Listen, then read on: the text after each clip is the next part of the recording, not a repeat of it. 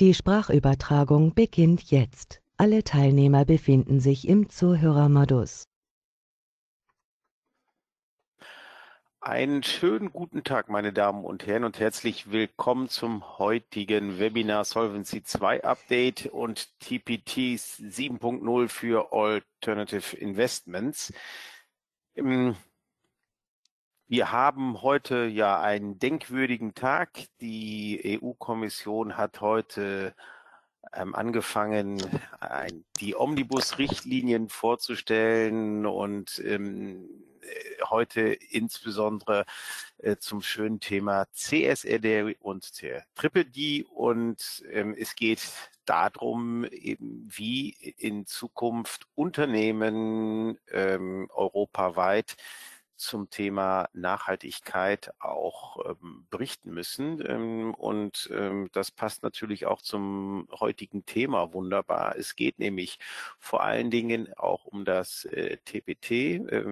Es geht um Reporting, auch wenn es für das ESG-Reporting natürlich noch ein spezielles Template gibt, das ESG-Template. Hier hat der Jegor ja auch schon entsprechend vorgestellt. Heute geht es um das TPT 7.0 und das Thema Solvency. Aber auch hier passieren gerade viele Dinge. Sie haben es mitbekommen, die EU-Kommission konsultiert momentan ein erstes Paper zur Savings and Investments Union. Es geht darum, wie kriegen wir das Thema Kapitalmarktunion, wie kriegen wir die Finanzmarktregulierung in Europa auf ein besseres Level gehoben, wie kriegen wir Regulierung, ich sag mal, entbürokratisiert und effizienter gestaltet. Auch Solvency steht da natürlich auf dem Prüfstand. Wir sind gerade auch dabei, noch zu einem Call for Evidence Stellung zu nehmen, wo es auch darum geht, welche Schwierigkeiten und Hemmnisse gibt es eben, dass auch institutionelle, aber auch private Investoren nicht in dem gewünschten Umfang beispielsweise auf und in den europäischen Finanz- und Kapitalmärkten investieren. Da geht es natürlich auch darum, wie funktioniert das Modul Qualifying Infrastructure unter Solvency, wie funktionieren die Long-Term Equities unter Solvency, sind sie wirklich so praxisgerecht ausgestaltet, dass das bei den Anwendern auch wirklich angenommen wird.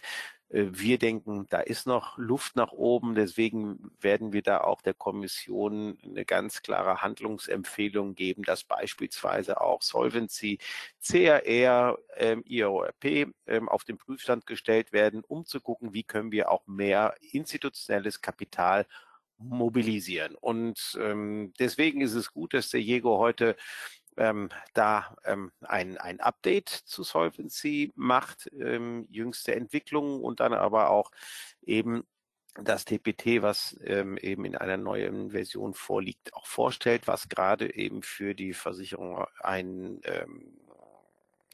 große Relevanz hat.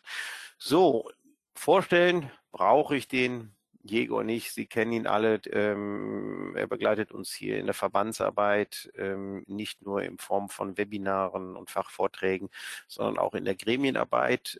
Da darf ich an dieser Stelle dem Jegor auch mal hier vor mehr als 200 Teilnehmern auch mal ein Dankeschön aussprechen. Gleichzeitig auch diejenigen hier in der Runde, die vielleicht bei uns in den Ausschüssen noch nicht so aktiv sind oder sich auch mehr für die Arbeit da interessieren, aufrufen, kommen Sie bei uns auf die Mitgliederplattform.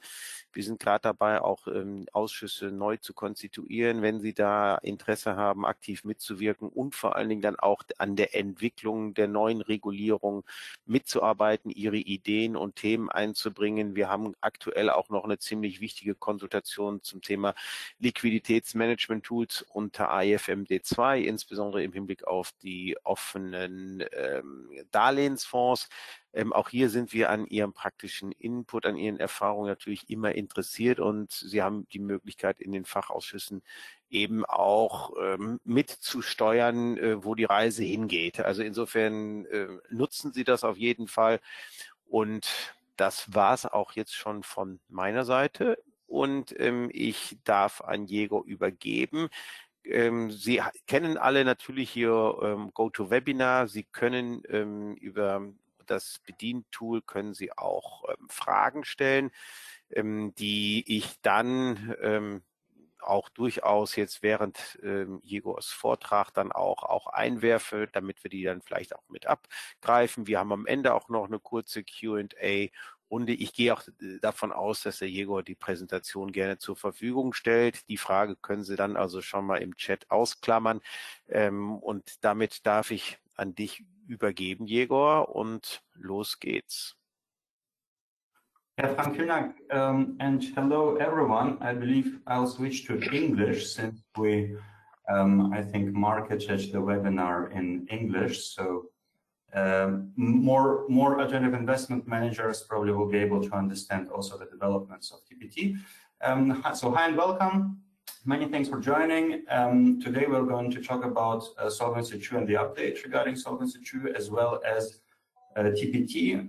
So in a nutshell, Solvency II regulates EU insurance companies investing in alternative investments. How do they typically get data? Via the tripartite template, the TPT, currently in the version 6.0, but there's an update to the 7.0. So that's exactly what we'll discuss today.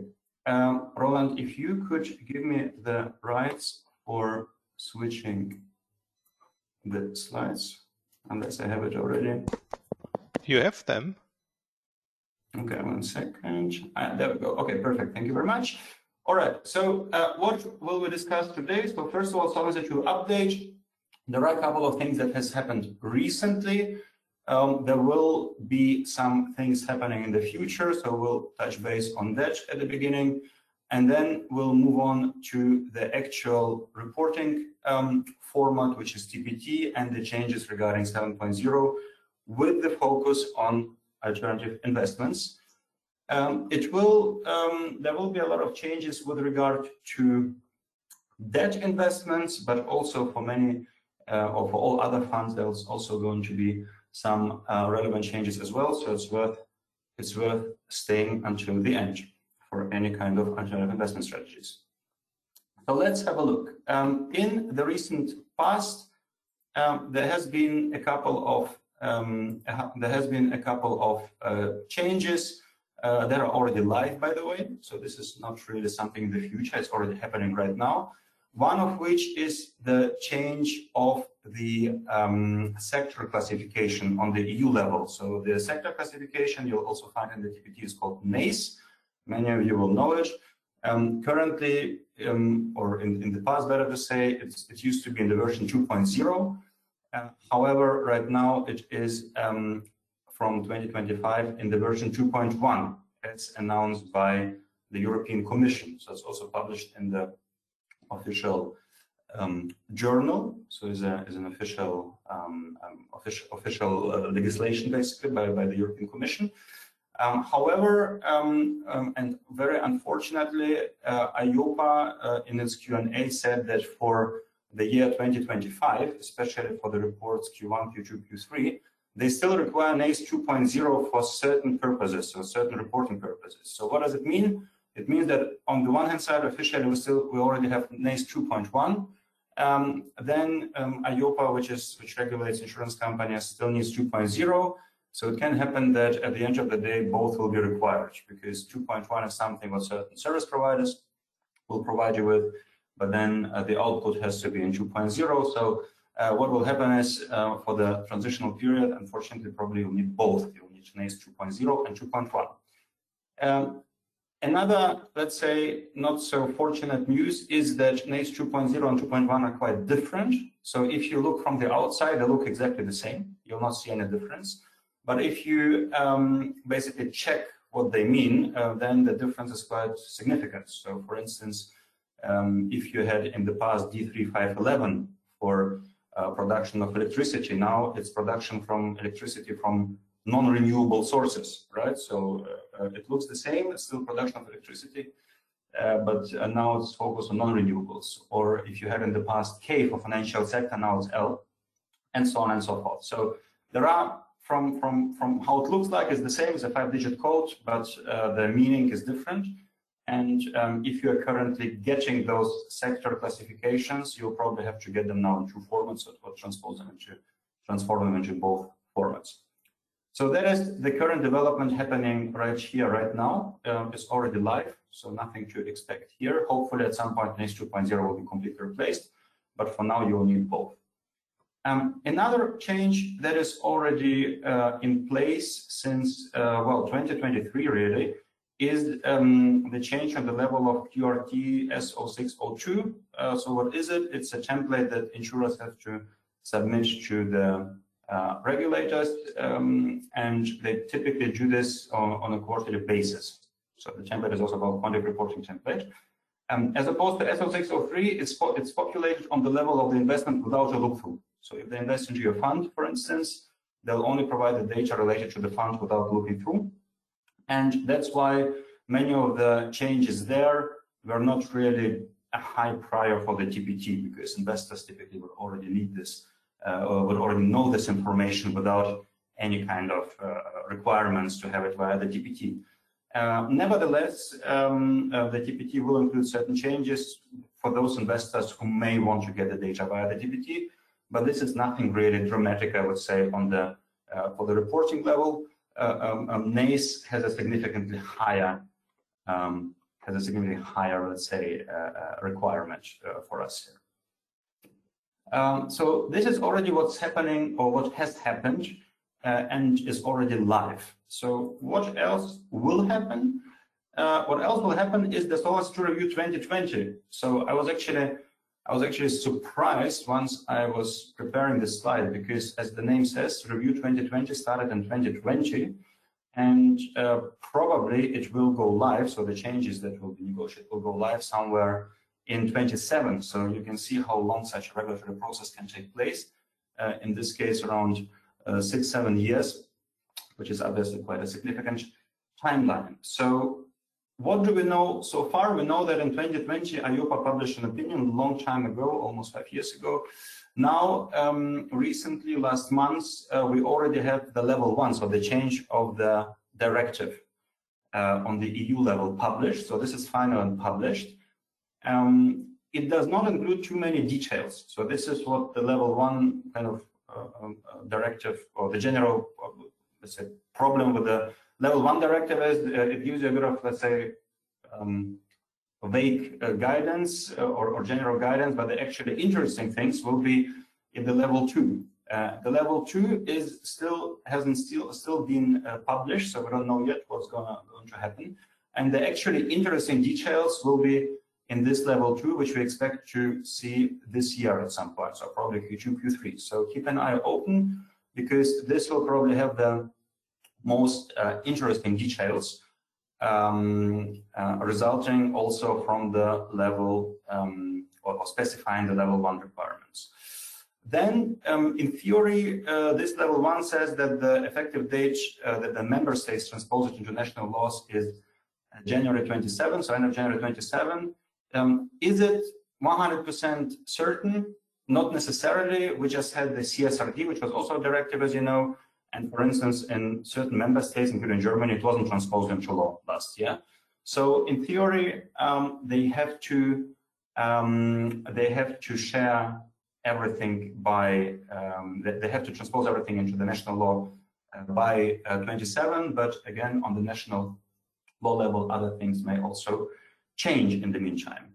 So long story short, what are we waiting for? We're waiting for level 2, which will hopefully come within the next months. Then it will be a bit clearer what we'll probably expect, and then the implementation will be somewhere in 27. What do we know now? So what we know now is the general, let's say, direction of those regulations and changes, and some of them are positive, some of them are, let's say, less positive from the perspective of alternative investments. So I think the main point probably for all of us here is the category long-term equity investments. This category obviously has been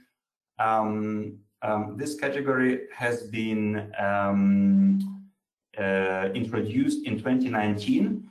As BAI, we also had a significant lobbying work in order to make it as user-friendly as possible, so for GPs and LPs. Unfortunately, that was not the case, and since 2019, not so many companies in many member states could use it because it was very restrictive. Why was it restrictive? Because it has a so-called ring fencing requirement, which LPs struggle to implement. Why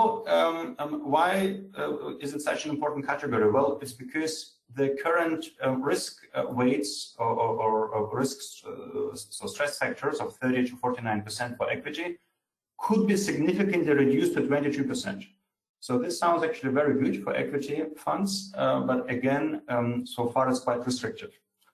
On the level one, on the level of the director, so here we already know that the ring fencing requirements seem to be reduced. So it's actually good news. So it might go into the right direction, that the ring fencing requirement will be reduced, in which case the SCR category for long-term equity investments could become more attractive and also used by more LPs, which might increase appetite in equity funds, illiquid equity, but also liquid equity funds.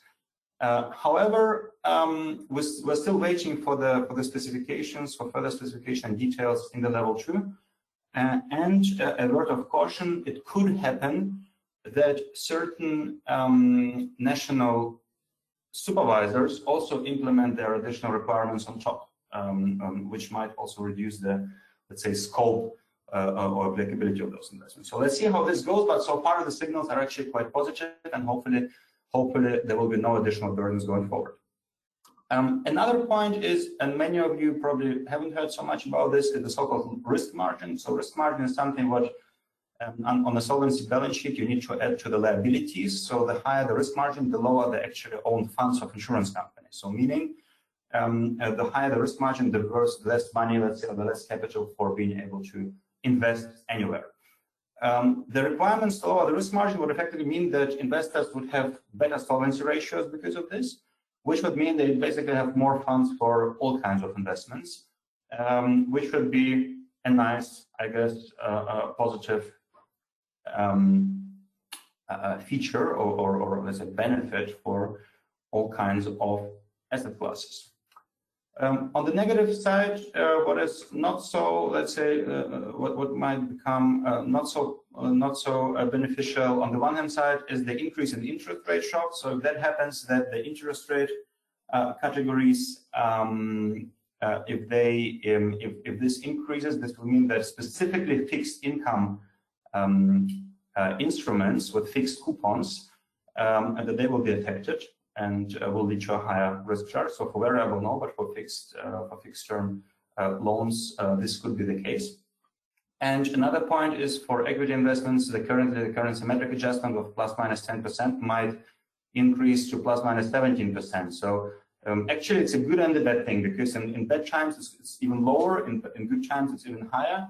But I think generally volatility makes risk calculations generally less predictable. So I would say probably it's not a major point, but also not something which is very beneficial, I would say. So that in a nutshell, the expectations in terms of Solvency Review 2020. So stay tuned. In a couple of months, hopefully we know more once level 2 comes out.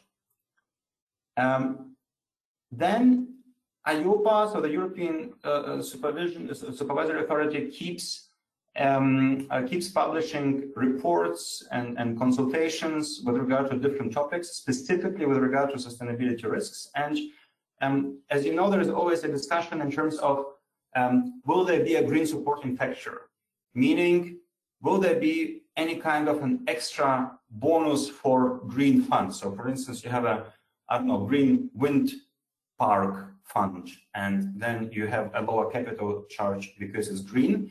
Unfortunately, that's not how EIOPA thinks. So EIOPA doesn't think from the sustainability perspective, it thinks from the risk perspective. And they're actually trying to think about the opposite. So they're saying, if you have some kind of fossil fuel assets, then they're thinking about introducing an extra capital add-on. So that basically they create they try to discourage you investing into fossil fuels asset by, for example, currently they're discussing about adding up to 17 percentage points to the equity risk and up to 5 percentage points to the spread risk, which in relative terms could be quite a high capital charge. For real estate, they currently have no conclusion about it. So, but for equity and debt, this could be a potential way forward. This is currently only a report, so there is nothing in any kind of official legislation, but it gives you a bit of an understanding how the supervisor thinks that here. So they don't really think about green supporting factors. They're thinking about punishment more than creating an incentive, actually. So that's a bit of the way of thinking from the risk perspective. And last but not least, for the regulatory update, EIOPA's consultation. So then recently there has been a couple of consultations. I'll just touch base on 3 of them. 2 of them are with regard to management of sustainability risk and biodiversity risk management. Again, this is nothing to do with CSRD, SFDR, taxonomy, and so on. This is pure risk management. So basically something completely motivated, let's say, by the financial risk, or completely focused on financial risk. So what is happening here is that on the one hand side, in the first consultation, they're planning that insurers start making sustainability risk plans and also stress test scenario analysis for long-term risks for around, let's say, for these 15 years based on certain ESG-related events. For biodiversity risk management, there is not much, but in any case, I think it's clear they'll need data. How do they get data from alternative investments? Right now, typically via EET and the BAI ESG template. So basically, if this becomes reality, then EET and BAI ESG templates might become even more important.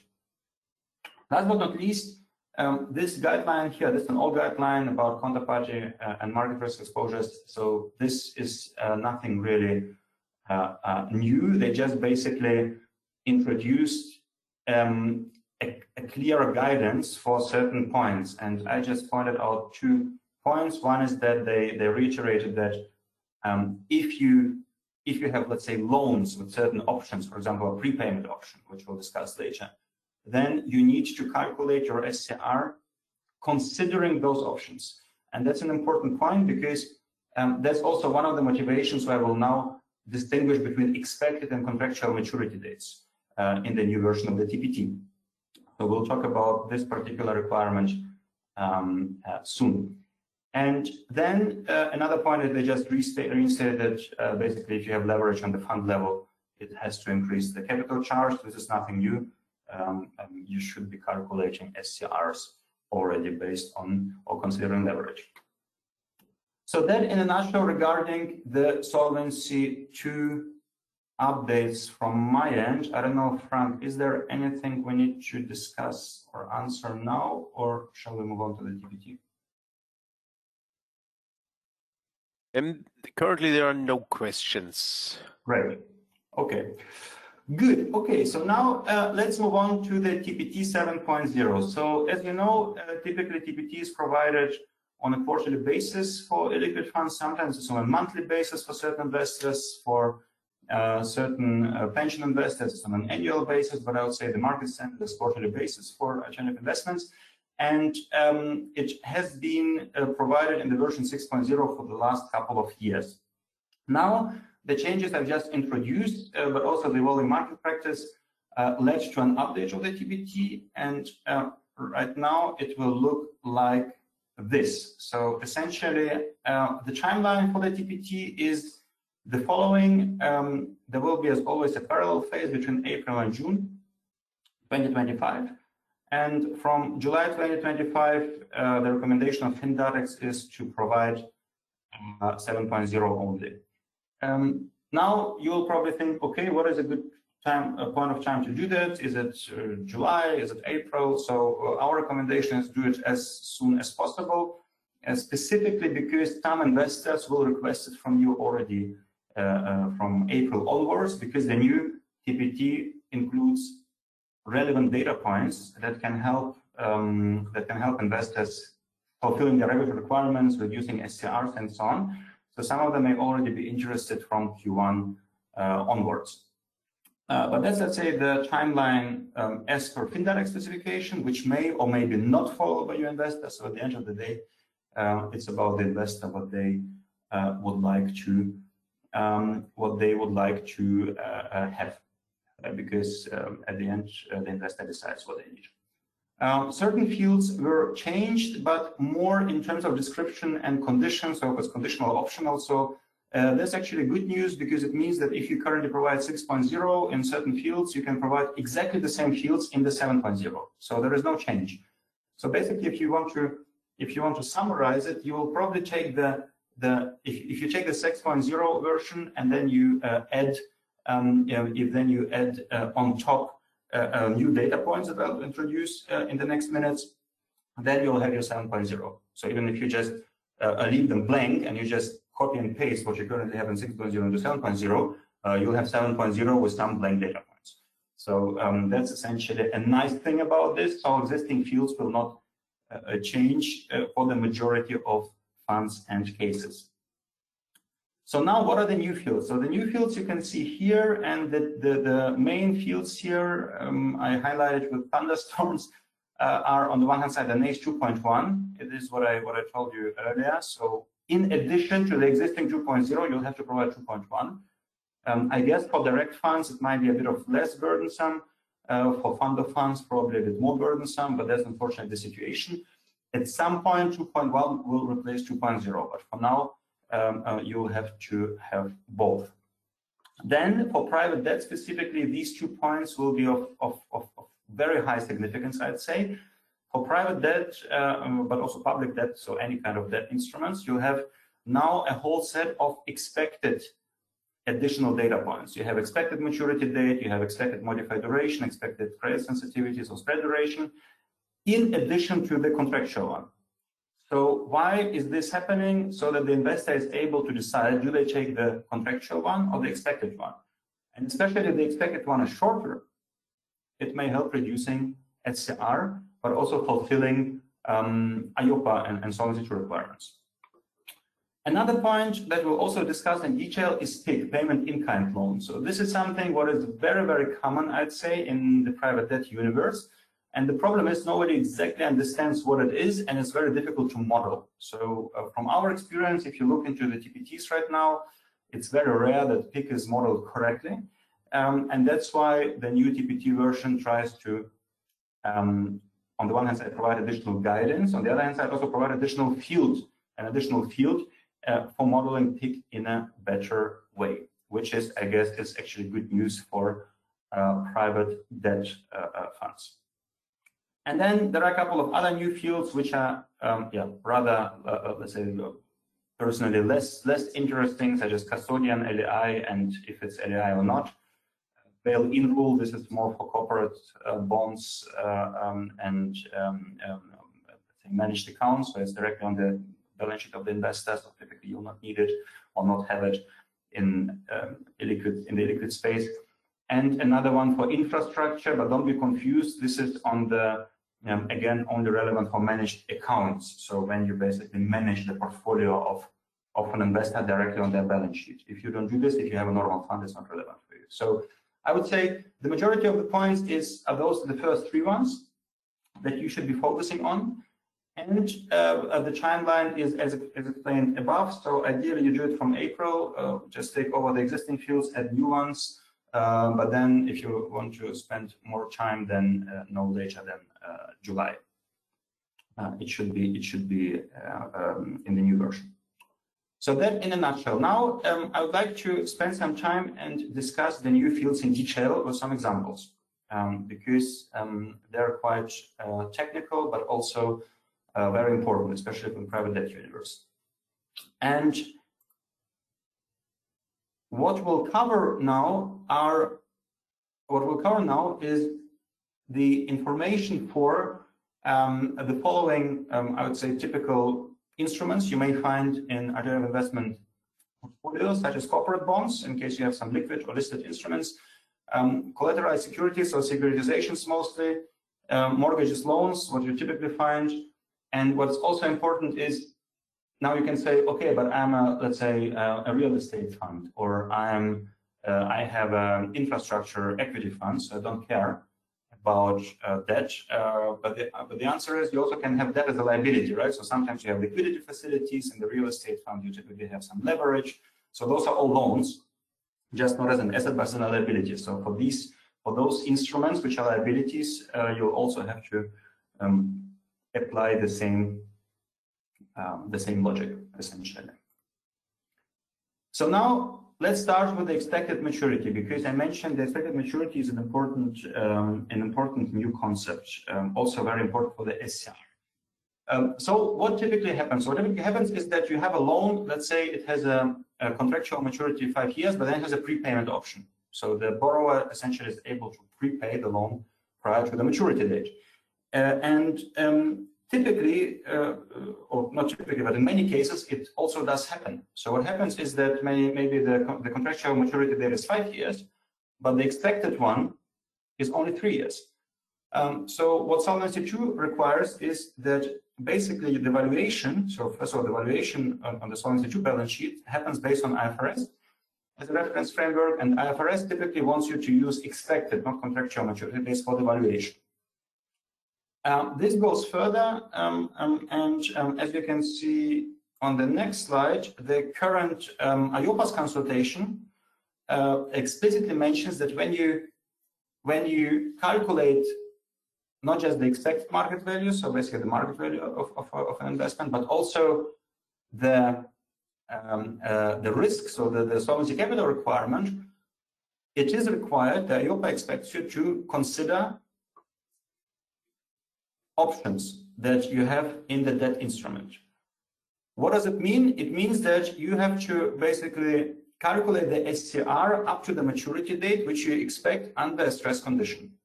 And an important point here is also that the consideration of the embedded option, not necessarily embedded option, of the option in the loan, can lead to both. It can increase the maturity. For instance, if you have a extension option, then it can increase the maturity date, but it can also decrease, and that's what typically happens. So typically you have some kind of a prepayment option, and then it would decrease the maturity date. So expected maturity date would typically be below the contractual maturity date. An important point to mention here is that when estimating the expected maturity date, it should reflect stress conditions, because obviously you could always say, oh yeah, they're going to prepay tomorrow without any, let's say, reasonable background or reasonable basis for that, in which case you would of course reduce STR in an unjustified manner. So if you provide an expected maturity date, you should have you should basically assume stress conditions and only then provide it. So that's the general requirement. So it has to be conservative and prudent.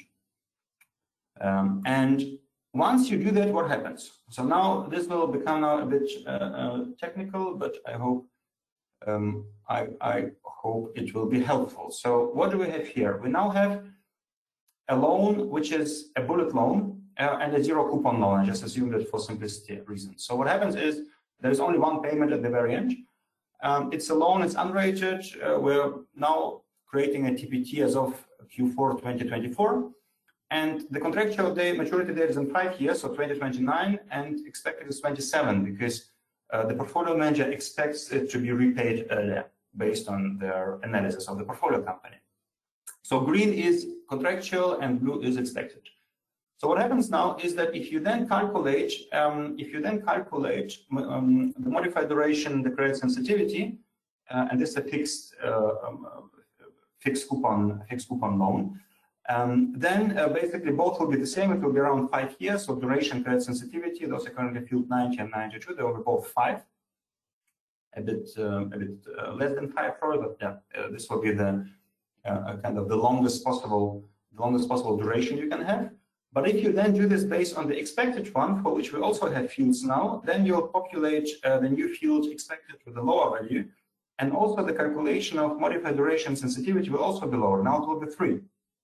So what happens now? So now, if you have, if you calculate the SCR based on green values, so what is currently happening, so based on contractual values, you'll have a spread SCR of 15% and interest rate, I assume, plus minus 5%.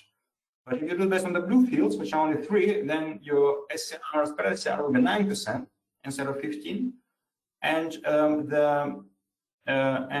the interest SCR will be will also reduce to 3%. And I just realized this has to be, by the way, spread and interest should be in the other way. But the message is the same. So essentially, what happens is that just because you provide expected maturity dates instead of contractual ones, and the investor is able to calculate the SCR based on the expected maturity date, there can be a significant decrease of SCR spread and also interest rate risk, just because you're able to provide them with something, with some intel from your portfolio management. And that's a very beneficial kind of situation where you don't need any kind of structuring, ratings, anything. You just basically need to do your normal homework as a asset manager and provide a data based on your expectations. So these blue fields here are new. So currently we only have the green fields in the TPT, and in the 7.0 we now have the expected ones. So 143, 144, 145. And if you provide those, the investor will be able to calculate SCR based on the regulatory requirement, and in many cases will also reduce SCR compared to the contractual maturity date. So that's actually good news for the LPs. So this is one important change. Additional fields for expected maturity date, credit sensitivity, modified duration. Just remember, don't provide just something, always provide it based on, as we said before, stress conditions. So it should be conservative enough. Right, now, next point. So next point is PIK, so payment in kind loans. PIK is, as I said, widely used by private debt funds and is something which is rather difficult to model because it has a lot of specifics. It's also difficult to communicate. It's not your regular bond where everything is clear. And right now, it's a bit difficult to appropriately reflect PIK in the TPT. So what will happen in the TPT 7.0? What is the solution to model it better? So in order to understand it, we need to understand first what is actually PIK and what are the issues with PIK right now. What I did is I took here the definition of, so there are many definitions of PIK. I just took kind of a market-based definition from an article of Private Debt Investor, from a recent article, saying rise of PIK sparks concerns. So there are a lot of articles like this. And essentially what PIK is, it's a coupon, so it's an additional coupon, but when instead of paying this coupon as cash, it is delayed. And instead of being paid out, it's amortized in the principal. So essentially, what happens is it's not paid through the as cash as of the coupon payment date, but the coupon payment date is only used to calculate it without a cash flow, and then accrued within the nominal amount. So now let's have a look. What exactly does it mean? If you look at this example here, that's a simplified example where you have a loan where you have, again, valuation date Q4, expected maturity date 27. We have a nominal of 100 euros and we have a 10% fixed annual PIK. So essentially what happens is on an annual basis, a coupon of 10% is calculated, but it's not paid out. So it is accrued, so the nominal increases by 10% every year. And then as of the expected maturity date, there is a one cash outflow, which is essentially a nominal of 100 plus all additional accrued PIK interest. So if you look at the calculation, it looks like this. So in every year, what will happen is the nominal will increase. So the nominal will increase, which is unusual for normal loans, because typically the nominal either stays the same or decreases. But in the PIK case, it increases because the coupon goes into the nominal, and it increases on a compounded basis. So here's increased by 10, here's increased by 11, because it's always coupon on coupon, right? So it's a compounded basis. So the PIK interest also increases because the nominal increases. And in the TPT, you may know there is a field called redemption rate. So the redemption rate essentially is a multiplier of the nominal that is paid out as of the maturity date. So essentially, this means that 1.331 of the nominal will be paid out as of the expected maturity date. And in the next year, the nominal increased because it's increased by the PIK, but the redemption rate should decrease because now 1.21 of 110 will be paid out as of the expected maturity date. And then next year, you can see here, the nominal is increased even more and the redemption rate is decreased even more. So that's a bit of the evolution of the field's nominal and redemption rate over time for a PIK instrument, because this is the nature, let's say, the nature of accruals in SPIC. The interesting part is that while all this is happening, it has no cash flow effect in the first years, because while all these calculations are happening in the background, the actual cash flow here and here is zero, because as we said, it's not paid out, but it's accrued. And this is the challenge now, because on the one hand side, the investor or the GP wants to show how PIK is calculated, what is the basis for the calculation. On the other hand side, there is no possibility to tell the investor that it's not paid out. So you can't see from the current TPT, is it actually PIK? So is it only something what is calculated? Is it cash coupon? And so on. And that's the big issue right now. So right now it's very difficult to model PIK in the TPT because there is no way to see, is it a PIK or is it not a PIK, or what is it actually? And that's exactly the current situation. So for instance, in the TPT 6.0, if you enter in the TPT Euribor 3 months plus 8% quarterly and 1.2 redemption rate, what is this Euribor 3 months plus 8% margin? Is it something what is happening as a cash flow coupon, and then the redemption rate of 1.2 happens on top? Or is this here a basis for calculating this 1.2, and it's actually not a cash coupon, but it's just a formula to calculate the actual cash flow? And since it's not clear from the current TPT, the issue with that is that if the investor interprets it in a wrong way, then it will lead to wrong modified durations and credit sensitivities, and also to the wrong SCR. So basically, the wrong or the insufficient amount of data points in the current TPT 6.0 may lead to wrong outcomes in the calculations with this caveat essentially. Jegor, hier ist gerade eine Frage reingekommen, die würde ich nochmal eben adressieren. You mentioned that these additional data points also need to be provided for loans that are liabilities. Does it mean that SCR also need to be calculated for these? If the overall SCR will be misleading and the leverage understated, if none, then why do these additional fields be provided if no impact on the SCR? If you have additional, so if you have leverage, this leverage will also lead to SCR. It will not lead to the spread SCR because you have no spread risk in the fund, but you'll have an interest rate risk.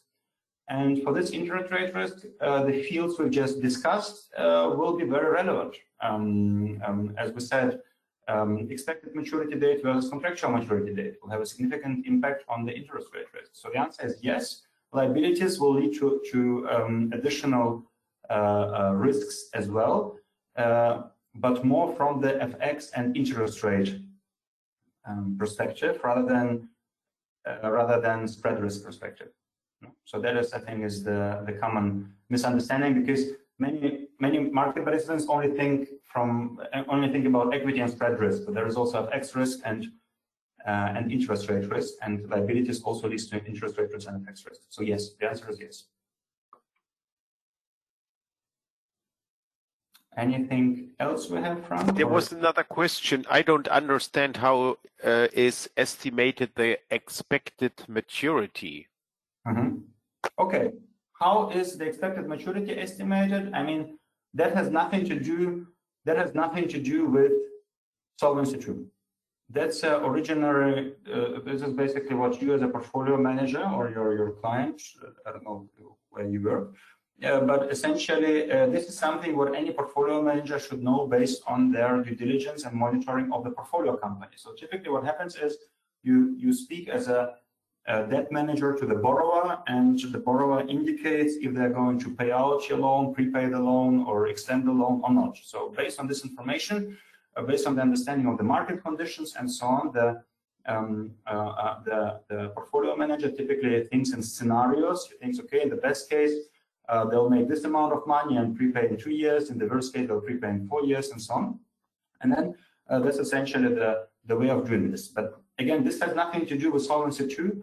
That's a basic portfolio management task, and also something what has been done for fair market valuations under IFRS since ever. So it's not a Solvency II specific. It's what you would usually do for your even fair market valuation or normal portfolio management process. So Solvency II just builds on what is already there. It's not something what you would do specifically for Solvency II.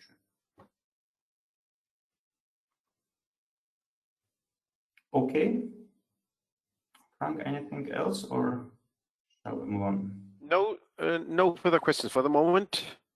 Great, thanks for the questions. Always good to have some questions, makes it more interesting, I guess. So now back to PIK. So right now we have the challenge with PIK. If we see a coupon, we don't know is it actually cash coupon or not, which leads to wrong SCRs. Or can lead to wrong SCRs, and also if you have irregular cash flows, so sometimes you have the situation that you have sometimes the borrower pays cash, then they pay PIK, then they decide to pay cash again, and decide to pay PIK again, or performance based and so on. So there are all kinds of situations. Obviously, the more irregular your cash flow is, the more difficult it will be to squeeze it into some kind of a standardized template. So I think that is clear, in which case you'll have to make probably either simplifying assumptions how to squeeze it in and to model it with available data points, or you'll have to provide additional data points and information to the investor that they know that they need to do it somehow differently. But I think the key point here of this whole example is that right now PIK is very, very difficult in the TPT, and it often requires a lot of workarounds. And even with workarounds, it's still not sufficiently modeled, or can be sufficiently modeled in the TPT 6.0. So this is why in the version 7.0, what happens is there is a new field exactly for this purpose. And essentially what it does is it describes the PIK. So essentially it says 0 for no PIK. And what I believe will be very important for many of private debt clients is one is very important. One means if you put something into the coupon field, so coupon rate, margin, and coupon payment frequency, and so on, then it's only the description of PIK, but it's not a cash coupon. So this means that everything what the investor will see in the coupon fields is not actually what's happening as a cash flow, but it's something what happens in the redemption rate. And that's a very important indication because it helps avoiding double counting, which currently happens a lot in the TPT 6.0. Then 2 and 3 basically means that what you see in the coupon fields is also cash flow. One case is that a cash coupon is one case is that you have cash coupon in the coupon fields and PIK in redemption rate.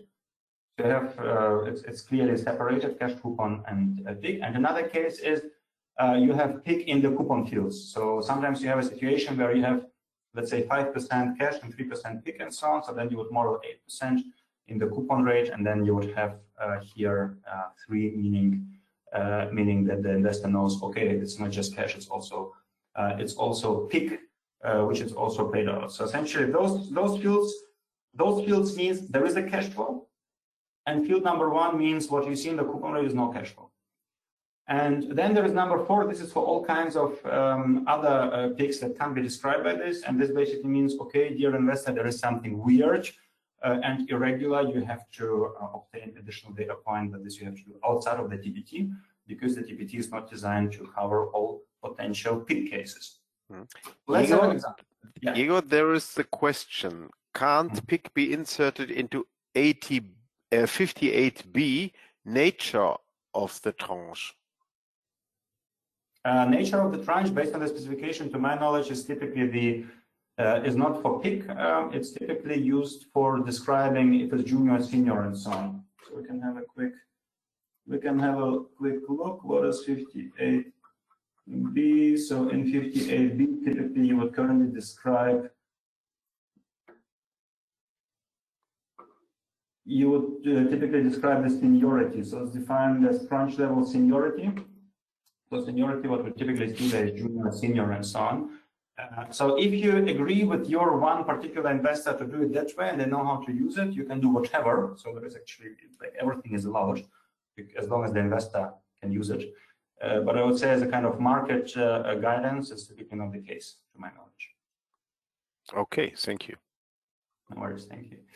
All right, so now let's have a look at an example of PIK. So here you have an example. So we have no cash coupon and we have 10% PIK as the cash flow I showed you earlier. So you remember the cash flow we had. So we have here no cash flow, and then we have one big cash flow at the end, which includes 33.1% PIK, which was accrued over 3 years. And how did this happen? How will we describe it now? So what we'll do is we'll describe coupon rate and coupon payment frequency in the coupon fields, but then we'll indicate that this is not a cash flow. This is only a calculation basis for the PIK, and the actual PIK, so the actual cash flow, happens here. So now the investor knows, okay, this here is only something what is not a cash flow. This is only something what I can use, or what was used to calculate this number here. The actual cash flow is happening only here, and this only coupon or this only PIK is then multiplied by 100. So you would calculate 1.331 times 100, so it would be 133.1, and it would happen here at the end. So this field will help you modeling exactly this cash flow profile. You know, how was it before? Before we didn't know what it means. So then it could happen that if you had done this wrongly, we would have assumed, or some investors would have assumed that maybe it's like an actual coupon happening. So then instead of this cash flow, it would have been maybe 10, and maybe here would have been 11 or something, right? And then if it had been like this, then the modified duration would decrease, the credit sensitivity would decrease, SCR would decrease, and it would be wrong. And then also a different cash flow assumption would be made. And that's exactly the reason why now we know, okay, if there is a 1, it means there is no cash flow and it's already in the redemption rate. Very important point in order to avoid double counting and also to calculate metrics correctly. Good, so that was with regard to the debt instruments. Anything else we have, Frank? Otherwise, I have a few minutes left for a couple of other fields. No, not yet. Super, okay. Then other fields, let's have a quick look. What else do we have? So here you can see NACE, I already spoke about it. So this is on the instrument level. And NACE, we have multiple channels. We have it on the instrument level and we have it on the AFM level.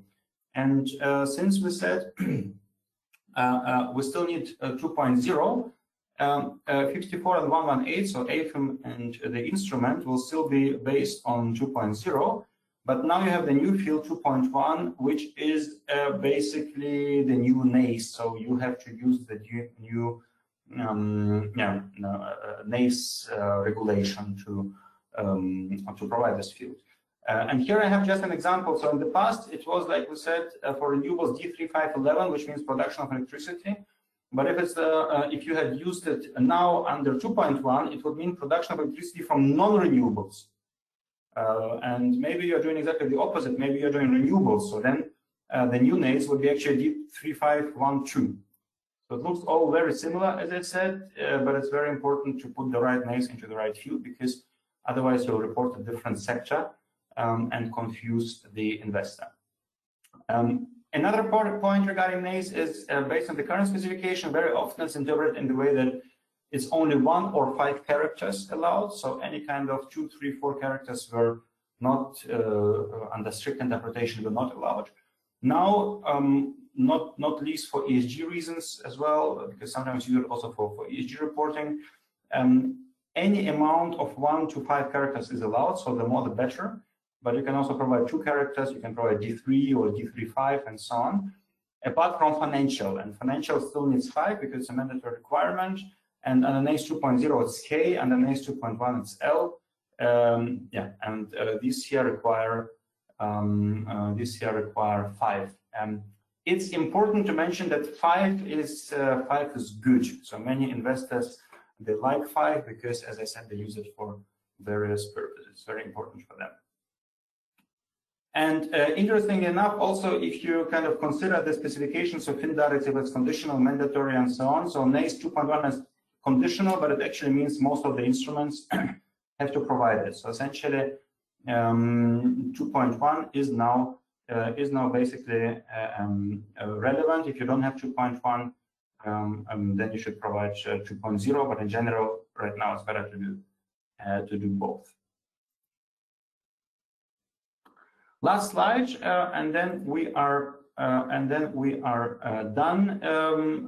Those are, let's say, less relevant data points in the majority of cases. So one is on the instrument level again, which is the bail-in rule. So what does it mean? Bail-in means the government is able to bail in the borrower in case of financial difficulties.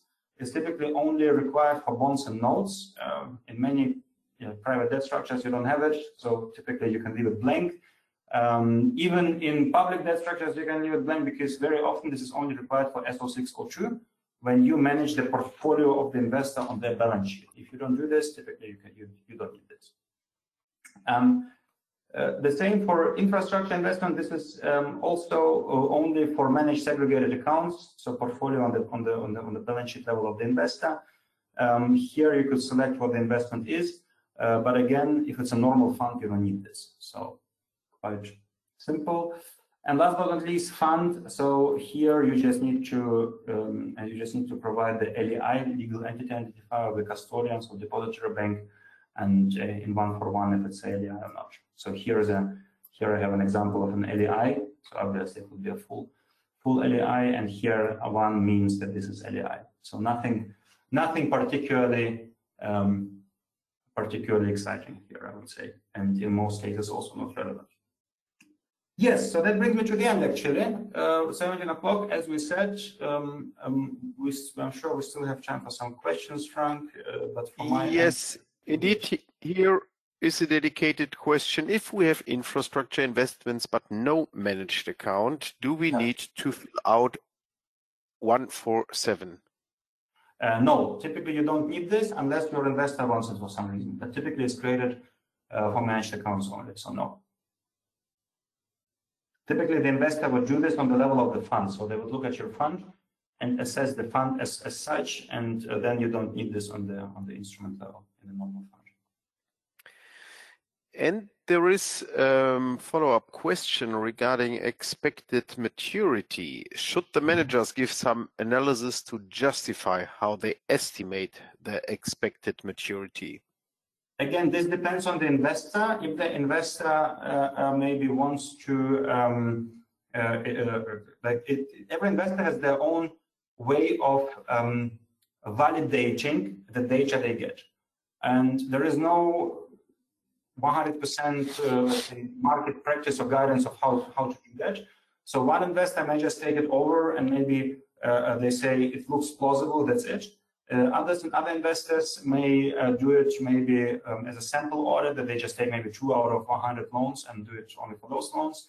Another investor will only trust it if they have some kind of documentation. We don't know yet because we haven't seen this field being used, but in theory it could be possible.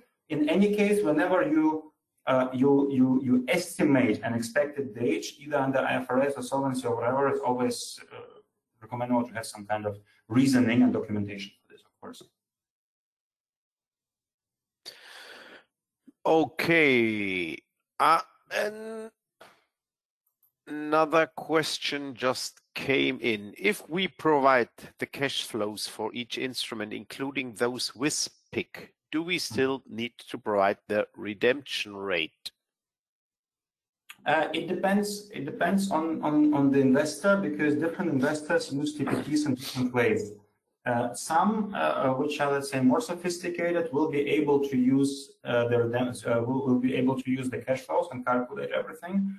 Others, they will not use your cash flows because they don't have a cash flow calculator. So that what they will do is they'll just take the calculated or pre-calculated data in the TPT. So if you have one of those investors, you'll typically need to provide rather the calculated values such as redemption rate, duration, sensitivity, rather than cash flows. So it really depends on the investor.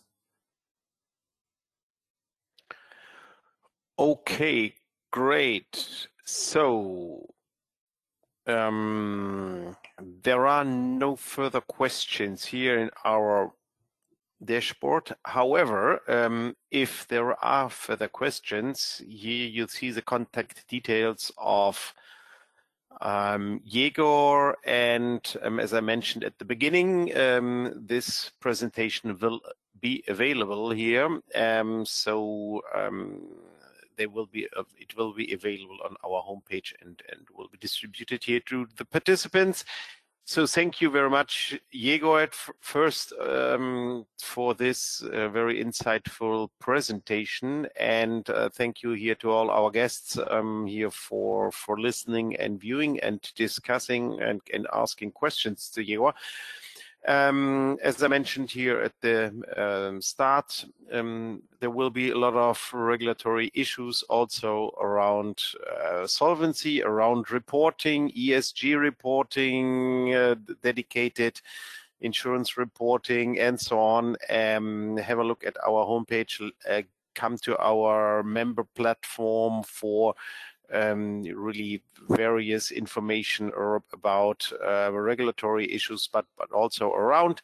And looking forward to seeing you in person, either in the near future at one of our insights or at our flagship conference beginning of May, the Alternative Investor Conference. Jegor will be around, I'm pretty sure, and hopefully to see many of you there as well. And now it's my pleasure to say thank you and goodbye. And Jegor, was a pleasure having you here.